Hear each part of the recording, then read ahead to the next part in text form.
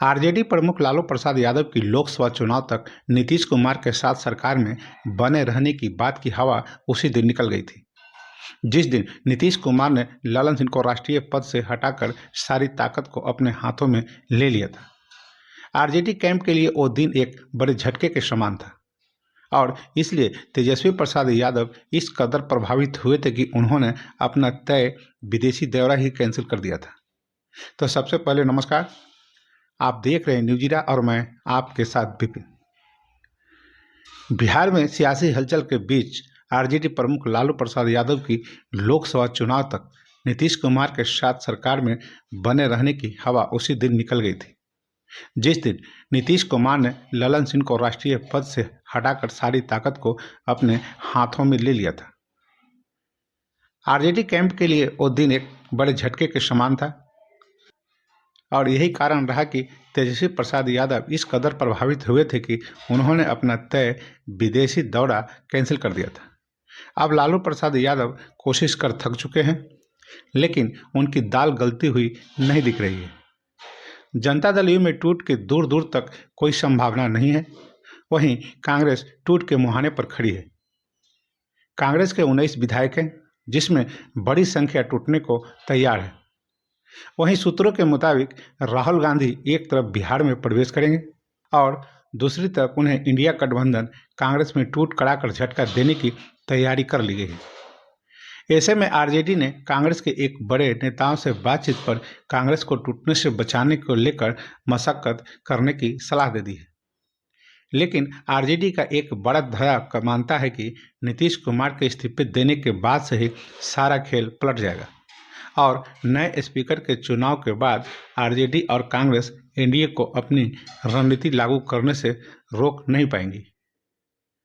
जाहिर है कांग्रेस कैंप में इस बात को लेकर बड़ी मायूसी है। लालू प्रसाद यादव भले ही सबसे बड़ी पार्टी होने का दावा करें, लेकिन आरजेडी कैंप अपनी हार तय मान रहा है और यही वजह है कि बक्सर में नीतीश कुमार एक सरकारी कार्यक्रम में अकेले गए, लेकिन उनके साथ तेजस्वी प्रसाद यादव तक कार्यक्रम के बावजूद वहां नहीं पहुंचे। फिलहाल आरजेडी और उसके घटक दल कांग्रेस, लेफ्ट समेत एमआईएम के एक विधायक को मिलाकर विधायकों की कुल संख्या 115 है और सरकार बनाने के लिए महज 7 विधायकों की जरूरत है। लेकिन आरजेडी अगर जनता दल यू के विधायकों को तोड़ने की पहल करती है तो फौरन ही कांग्रेस में टूट कराकर लालू प्रसाद के कैंप को जवाब देने की भी तैयारी कर ली गई है। नीतीश कुमार सजग थे और इस बार उनका अपने विधायकों के मूड को भांपने का तरीका बिल्कुल ही अलग था। पिछली बार वो खुद एक एक विधायक से मिलकर एनडीए से अलग होने की राय शुमारी करते देखे गए थे, लेकिन इस बार उन्होंने अपने भरोसेमंद नेताओं को लगाकर एक एक विधायक से फीडबैक लेने का काम किया है। सूत्रों के मुताबिक अशोक चौधरी, संजय झा सहित कुछ और अन्य नेता अलग अलग तरीके से विधायकों से बात कर नीतीश कुमार को एक एक विधायक के वक्तव्यों से परिचय करा रहे थे। ऐसे में विधायकों को इसका एहसास भी नहीं हो सका कि नीतीश कुमार सोच क्या रहे। वहीं नीतीश कुमार अपनी पार्टी को बचाते हुए एनडीए में जाने का अपना मार्ग प्रशस्त करते हैं। जाहिर है कि इस आरजेडी के साथ सरकार में बने रहने के दो सबसे बड़े पैरोकार ललन सिंह और विजेंद्र यादव को भी नीतीश कुमार ने भली भांति मना कर लिया था। इसलिए जो ललन सिंह बीजेपी के खिलाफ जहर उगलने का काम कर रहे थे, वो कर्पूरी ठाकुर की जन्म शताब्दी के अवसर पर उनको भारत रत्न दिए जाने की वजह से केंद्र सरकार को धन्यवाद ज्ञापन करते हुए सुने गए थे। कर्पूरी ठाकुर के जन्म शताब्दी को जनता दल यू, आरजेडी अलग अलग 24 जनवरी को मना रही थी, लेकिन जनता दल यू की सभा में बीजेपी के खिलाफ एक भी बड़े नेता ने बयान देने से परहेज किया था। प्रधानमंत्री मोदी को कर्पूरी ठाकुर को भारत रत्न दिए जाने से जनता दल नेता खूब धन्यवाद करते देखे गए। वहीं बिहार के मुखिया नीतीश कुमार ने सभी सभा में धन्यवाद करते हुए एक बड़ा इशारा किया था। कर्पूरी ठाकुर को भारत रत्न दिए जाने को लेकर धन्यवाद किया था।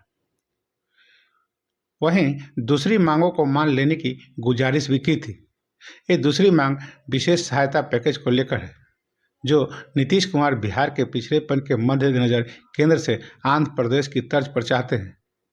कहा जा रहा है कि प्रधानमंत्री मोदी 2 बार बिहार की यात्रा इसी वजह से कैंसिल कर रहे थे। इस बार बिहार में 4 फरवरी को प्रधानमंत्री मोदी बिहार की यात्रा पर आएंगे तो विशेष पैकेज की घोषणा कर सकते हैं।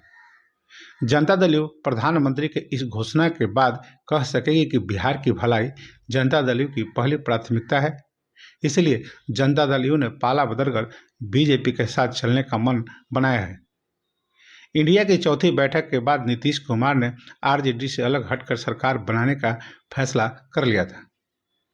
दरअसल इंडिया गठबंधन की चौथी बैठक में ममता और केजरीवाल ने मिलकर चेयरपर्सन के तौर पर मल्लिका अर्जुन का नाम सामने रखा था, लेकिन लालू प्रसाद यादव की तरफ से नीतीश कुमार का नाम प्रस्तावित नहीं किया गया था। कहा जाता है कि नीतीश इसी बैठक के बाद खासे नाराज थे और राष्ट्रीय परिषद की बैठक बुलाकर नीतीश कुमार ने जनता दल यू अध्यक्ष ललन सिंह को हटाकर स्वयं अध्यक्ष पद पर ग्रहण कर लिया था। 29 दिसंबर की इस घटना के बाद जनता दल यू के कई फैसले आरजेडी विरोधी दिखने शुरू हो गए थे। सरकारी विज्ञापनों में केवल नीतीश कुमार का दिखना और उप मुख्यमंत्री तेजस्वी प्रसाद यादव का गायब होना गठबंधन में कुछ भी ठीक नहीं होने का प्रमाण दे रहा था।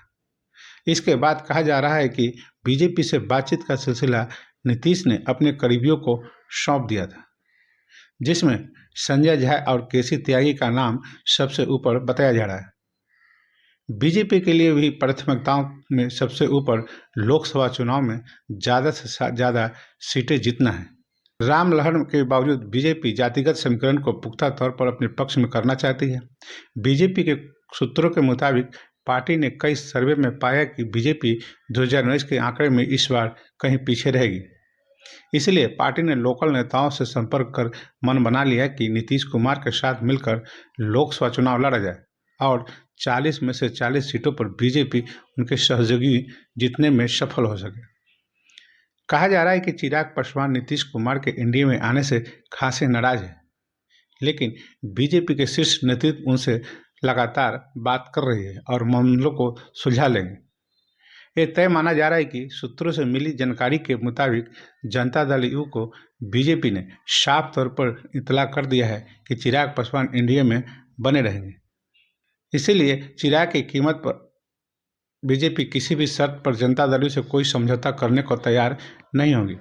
बीजेपी के एक बड़े नेता के मुताबिक नीतीश को साथ लेने के पीछे इंडिया गठबंधन की एकजुटता की नैरेटिव को ध्वस्त करना है। वहीं हिंदी बेल्ट में परसेप्शन के आधार पर बीजेपी विपक्षी दलों से चुनाव में उतरने से पहले ही जीत जाएगी, ये तय माना जा रहा है। तो बस अभी के लिए इतना ही। तो हमें आज्ञा दीजिए। नमस्कार। आपका दिन शुभ हो।